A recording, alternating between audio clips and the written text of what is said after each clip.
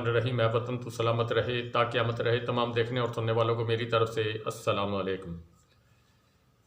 पाकिस्तान की सियासी सूरत हाल रोज़ बरोज़ बदलती जा रही है जी, और आने वाले दिनों के अंदर किस तरफ को जाएगी। इमरान खान साहब जिन पर क्रॉस भी लगा हुआ है, उसके अलावा जनाब उनकी पार्टी भी तोड़ दी गई, उसके अलावा बहुत सारी चीज़ें उनके साथ की गई, उनको अकेला कर दिया गया।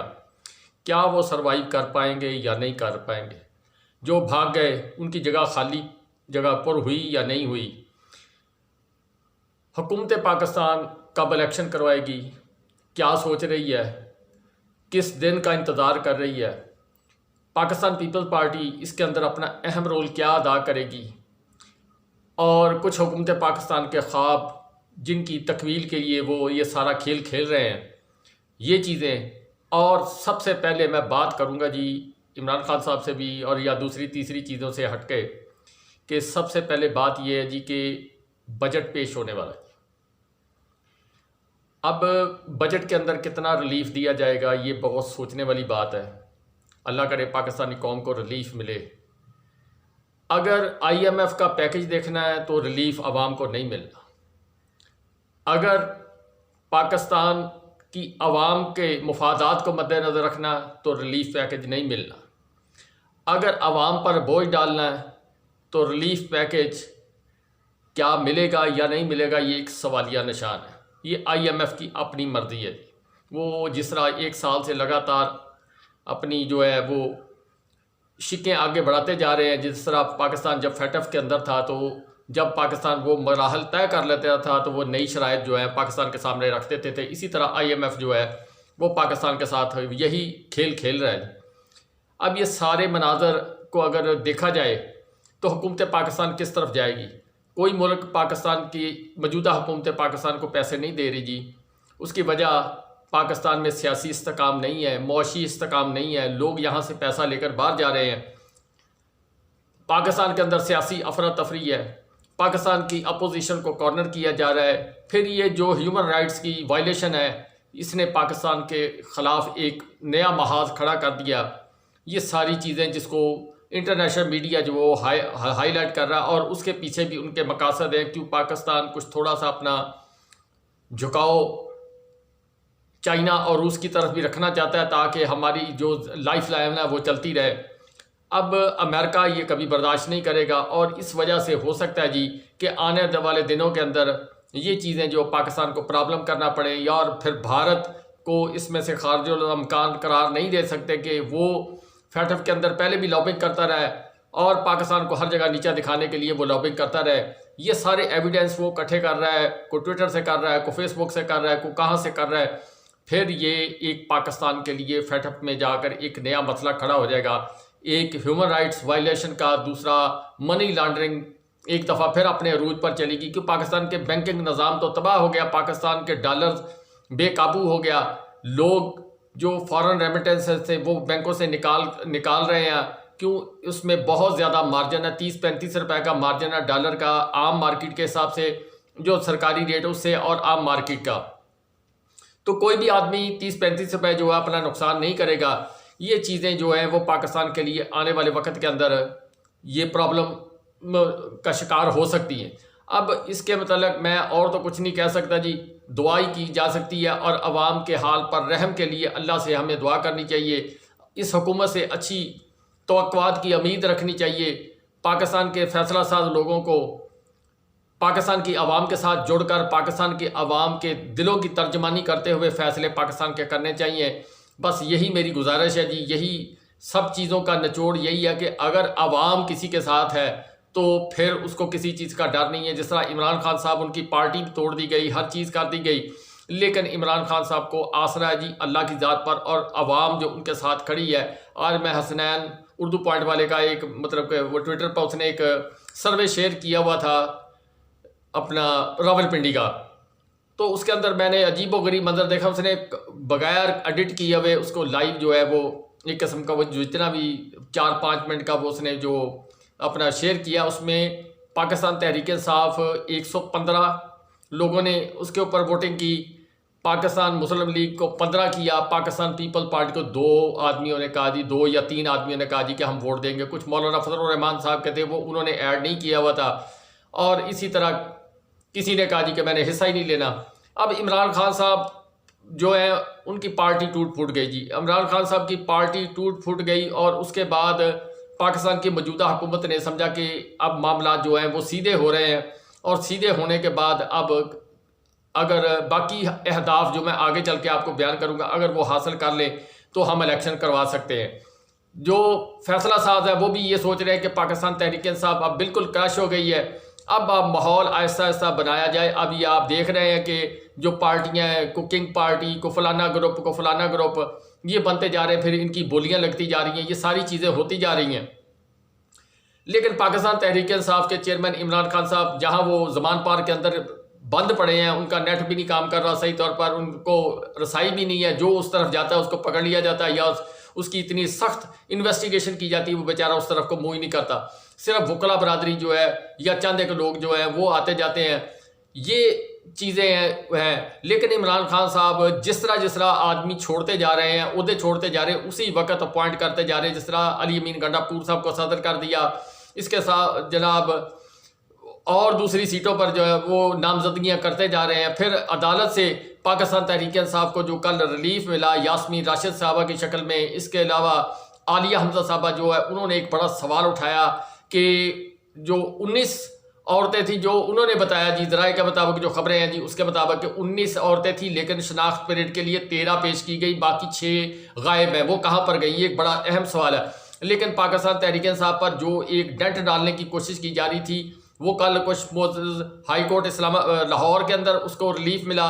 उसके अलावा BBC ने बड़ी एक 5 सवालों का एक पलंदा जो है वो इनके सामने रखा है, और वो बड़े वैलिड सवाल है, वो अलहदा अब टाइम नहीं है इतना कि उसको पेश किया जाए।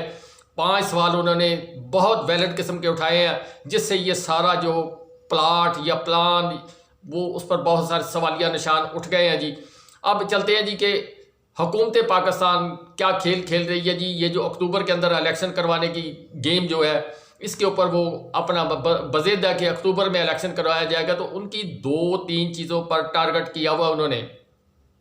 नंबर 1 डॉक्टर आरफ अलवी साहब, जो इस वक्त यानी मैं तो उनको नहीं कह सकता कि वो जो जनाब वो पाकिस्तान तहरीक इंसाफ के साथ उस तरह है, वो भी उसी तरह है जिस तरह फवाद चौधरी साहब हुए, उस्मान बुज़दार साहब हुए या और लोग हैं।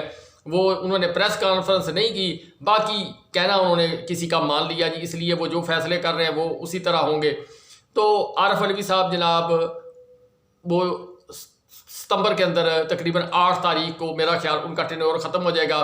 उसके बाद सदर पाकिस्तान जो है वो आ जाएंगे, सेनेट के चेयरमैन सादक संजरानी साहब वो आ जाएंगे जी। अब ये उनका टारगेट है जी। नंबर 1 एक चीज़ को नोट करें। दूसरा, मौजूद सुप्रीम कोर्ट के अंदर जो मौजूदा चीफ जस्टिस साहब उमर अता बंदयाल साहब हैं, वो भी सितंबर में चले जाएंगे। फिर नए चीफ जस्टिस साहब जिन्होंने मिलकर उमर अता बंदयाल साहब के साथ मिलकर पौधे को पानी दिया, पौधा लगाया शजरकारी मुहिम में, फिर उन्होंने अपना एक वजाहती नोट भी बयान किया। तो इन सारी चीज़ों को मद्देनज़र रखते हुए नवाज शरीफ साहब की वापसी के लिए जो जद्दोजहद है वो तेज़ की गई है। कुछ ज़राए के मुताबिक इरफान हाशमी साहब जो क्यों इंग्लैंड में रहते हैं ना, उन्होंने भी कुछ बताया जी अपने खबर जो वो श्रीलंका के अंदर रह के आए हैं, तो वो उन्होंने वहाँ पर श्रीलंका का भी बगौर जायज़ा लिया कि वहाँ पर क्या हालात हुए। उन्होंने ये बताया कि आने वाले दिनों के अंदर मैं कुछ बताऊँगा। तो उनके खबर के मुताबिक नवाज शरीफ साहब जो है इस वक्त तैयारी कर रहे हैं पाकिस्तान आने की, लेकिन मुनासिब मौके की इंतज़ार में। मुनासिब मौका क्या है जी कि सदर पाकिस्तान चले जाएंगे, तो जो नए सदर आएंगे उनसे कह सुनकर जनाब वो उनकी सज़ा जो है वो माफ़ करवा दीजिए कि सदर साहब के पास ये अख्तियारात मौजूद है, वो किसी की नाअहली किसी की सज़ा ख़त्म कर सकते हैं। दूसरा जो प्रोसीजर है यानी बाई लॉ जो रास्ता अख्तियार किया जाए, यानी अदालती ज़राए के ज़रिए सीढ़ियाँ तय की जाएंगी उनके। अब मैं नहीं कह सकता जी कि मैं वो जो आने वाले चीफ जस्टिस साहब है वो कानून से हट कर को फैसला करेंगे या इनके कहने के मुताबिक रिलीफ दे देंगे, लेकिन इनकी अपनी सोच है जो ये बयानात देते हैं। अब जिस तरह इन्होंने आर्मी चीफ साहब जो है हमारे सिपा सलार साहब, उनके मतलब बयान एक दिया, मरियम नवाज साहबा ने दिया था कि अब हमारी हुकूमत आई है, अदारे सिर्फ अदारे का सोचते हैं, आइन और कानून के अंदर रहकर सोचते हैं, उनके लिए ये जो ऐसी सियासी जमातें हैं इनकी कोई अहमियत नहीं होती। फैसला उन्होंने जो करना वो अपने अदारे के मफाद में, पाकिस्तान के मफाद में करना होता है। इसी तरह सुप्रीम कोर्ट के जो भी चीफ जस्टिस आएंगे वो आइन और कानून के तहत मिलकर फैसला करेंगे। अब इसमें जो अहम किरदार है जी वो आ जाएगा जी पाकिस्तान पीपल्स पार्टी का। अब आप 9 अप्रैल से लेकर अब तक जो खेल खेलते आ रहे हैं इसमें पाकिस्तान पीपल्स पार्टी बड़ी स्मार्टली खेलती आई, इनको बंद गली के अंदर लेकर आई। अब बंद गली के अंदर ये हुआ कि इनका वोटर भी चला गया। अब बहुत सारे इनको थपकी देते रहे। इन्होंने सुप्रीम कोर्ट के अंदर अपना के ऊपर जो कुछ किया, मोअज़्ज़ज़ जज साहिबान के साथ जो कुछ किया, इससे पहले गुजरांवाला, सियालकोट, नारोवाल, हैदराबाद, कराची, जो कुछ इन्होंने जनाब वो किया। फिर उसके बाद वो भी सारे काम करते करते हुकूमत में आ गए। अब जो बाइडन साहब के तल्लुकात जरदारी साहब के साथ, जरदारी साहब इस खेल के चक्कर के अंदर आकर लाहौर बैठ गए हैं। जो पाकिस्तान तहरीक इंसाफ के भागे भूगे लोग हैं उनको काबू करने की कोशिश कर रहे हैं। कुछ पाकिस्तान मुस्लिम लीग कर रही है, कुछ जहांगीर तरीन खान साहब वो काबू कर रहे हैं, कुछ जनाब जो वो आज़ाद अपना लड़ेंगे अपनी इज्जत बचाने की खातर। फिर आपको पास आकर मासूम चेहरा लेकर कहेंगे कि हम तो जनाब पार्टी अपने कुर्बान कर दी, हमने ये जो सारा वाक़यात हुए इनको दोहराएंगे, फिर आपसे वोट मांगने की कोशिश करेंगे। तो ये सिलसिला चलता रहेगा जिस तरह भी होगा। लेकिन ये सारे प्लान इनके जो है वो इस वजह से हैं कि नवाज शरीफ साहब आ जाएंगे और वोट हमें मिल जाएगा। क्या पीपल्स पार्टी बर्दाश्त करेगी कि नवाज शरीफ साहब आ जाएं और मरीम नवाज साहबा जो हैं वो वज़ीर आज़म बन जाएं या पंजाब के अंदर वो बड़ी अक्सरियत में आ जाएं? कभी भी नहीं। अब अचानक वो धमाका करेंगे जी ये बजट के बाद। मुझे जो नज़र आ रहा है इसके मतलब आप इख्तिलाफ भी कर सकते हैं, मैं कोई राय तो नहीं दे सकता, मगर ये मतवक्का है। क्यों? आज़ाद कश्मीर की हुकूमत पीपल्स पार्टी के पास, गिलगित बल्तिस्तान की तरफ नज़रें लगाई हुई जनाब उन्होंने, जनाब पाकिस्तान पीपल्स पार्टी ने। पंजाब के अंदर निगरान वज़ीर आला साहब पीपल्स पार्टी के बेटे जनाब, और कुछ तोड़ जोड़ करके वो जनाब सीटें कर रहे हैं, कुछ ग्रुप इकट्ठे कर रहे हैं, कुछ सीटें वो सिंध से निकालेंगे। इसके अलावा MKM उसने भी आप स्टेटमेंट दे दिया कि हम जनाब मरदमशुमारी के ऊपर हमारे तहफ़्फ़ुज़ात हैं, हम भी किसी वक्त भी अलहदा हो सकते हैं। ये चीज़ें सारी कैलकुलेट करके एक प्लान पाकिस्तान मुस्लिम लीग अपने तरफ बना रही। क्यों ये जंप लगाना चाहते हैं? और जो पाकिस्तान पीपल्स पार्टी कभी भी ये नहीं चाहेगी कि बिलावल का अगर वो चांस बनता हुआ देख रहे हों तो वो इनके साथ कंप्रोमाइज़ करेंगे। मौलाना साहब भी आपको आने वाले दिनों के अंदर आपको अहम स्टेटमेंट देते हुए नज़र आएंगे। और हो सकता है जी जिस तरह मैं अपनी पिछली वीडियो में बयान कर चुका हूँ बहुत सारियों में कि जरदारी साहब और मौलाना साहब जो है उनकी अंडरस्टैंडिंग अच्छी है। आने वाले वक्त के अंदर मौलाना फजलुर रहमान साहब को कोयटा और KPK के अंदर उन्होंने कहा जी कि मतलब जो भी उनकी डील हुई होगी उनके ख्यालात के मुताबिक कि आपको ये 2 सूबे दे दिए जाएंगे, सिंध, पंजाब और वफाक जो है ये पाकिस्तान पीपल्स पार्टी लेगी, जो बहुत सालों के बाद रिवाइवल होगा उसका। अगर ऐसा हो गया, क्या इस पे ऊपर पाकिस्तान मुस्लिम लीग रिएक्ट करेगी? इमरान खान साहब क्या करेंगे जी? पार्टी उनकी टूट गई, हर चीज़ हो गई। इमरान खान साहब जो जगह फारग होती जा रही उसके ऊपर जनाब कारकुन जनाब जो सेकंड लेयर है उसमें बड़े पावरफुल किस्म के लोग हैं। अभी वो मंजर आम पर नहीं आए, वो हिडन रखे गए हैं। जो पार्टी पुलिस ही है उन्होंने अपनी ट्रांसफ़र मुकम्मल नीचे जो कर दी है, जो बयानात जो उन्होंने आर्डर जारी करने वो कर दिया कि अगर मुझे गिरफ्तार कर लिया गया, अगर मुझे लंबे अरसे के लिए जेल में बंद कर दिया गया या कुछ भी वाक़या होता है उसके लिए उन्होंने अपनी प्लानिंग कर लिया। और उसके मुताबिक ज़राए के मुताबिक जो लोग हैं जी 1500 के करीब लोग थे वेटिंग के अंदर पाकिस्तान तहरीक इंसाफ में जाने के लिए। कुछ दूसरी पार्टियों के लोग थे वो भी वेटिंग के अंदर थे। अब उनका जो है वो सिलेक्शन कर ली गई है, किस किस ने किधर किधर जाना, किसको क्या टिकट देना, और फिर जनाब कवरिंग कैंडिडेट भी उनके सिलेक्ट कर लिए गए। यानी पाकिस्तान तहरीक इंसाफ ने अपना पेपर वर्क मुकम्मल कर लिया गया। कुछ लोग आपको नज़र आ रहे हैं इस वक्त पाकिस्तान से भागे हुए, पाकिस्तान के वकला बाहर गए हुए हैं, शहबाज गिल साहब बाहर गए हुए हैं, जुल्फी बुखारी साहब बाहर गए हुए हैं, वो सारे अपने अपने काम कर रहे हैं जी। कल शहबाज गिल साहब ने अपने आप को फॉरेन एजेंट के तौर पर रजिस्टर करवाया। फॉरेन एजेंट के तौर पर रजिस्टर कराने का मतलब है कि अब वो पाकिस्तान तहरीक इंसाफ के नुमाइंदे की हैसियत से वहाँ पर वर्किंग कर सकेंगे, चंदा भी इकट्ठा कर सकेंगे या और कुछ जो डेलीगेशंस है उनके साथ मुलाकात कर सकेंगे। आज उन्होंने अपना बताया कि मैं शहरी हूँ, मेरे पास नेशनलिटी वहाँ की अमेरिका की नहीं है, मैं शहरी हूँ। शहरी की हैसियत से पाकिस्तान मुस्लिम लीग, पाकिस्तान पीपल पार्टी या जितनी भी जमातें हैं बाहर, जो भी उनके कारकुन वर्कर सपोर्टर्स हैं, उनको जनाब ये फॉरेन एजेंट के तौर पर जनाब रजिस्टर करवाना पड़ता है, ताकि क्योंकि वहाँ पर तो कानून है, यहाँ पर तो कानून नहीं है।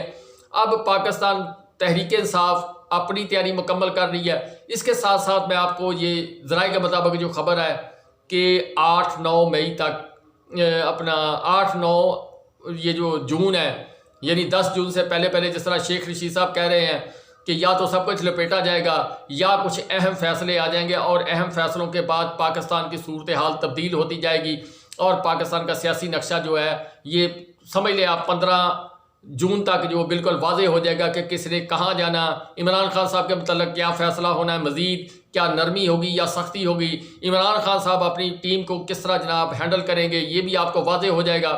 पाकिस्तान मुस्लिम लीग कहाँ खड़ी होगी, नवाज शरीफ साहब के आने का प्लान जो है वो भी कुछ ना कुछ वाज़े हो जाएगा। पाकिस्तान पीपल पार्टी आने वाले दिनों के अंदर अपने दांत तेज़ कर कर कितने ज़बरदस्त तरीके से पाकिस्तान मुस्लिम लीग को शिकंजे में लेती है, ये भी आपको वाज़े होना शुरू हो जाएगा। क्यों बजट पेश हो जाएगा ना, फिर उसके बाद ये सारा MQM कहाँ जाएगी, ये भी आपके साथ वाज़े हो जाएगा।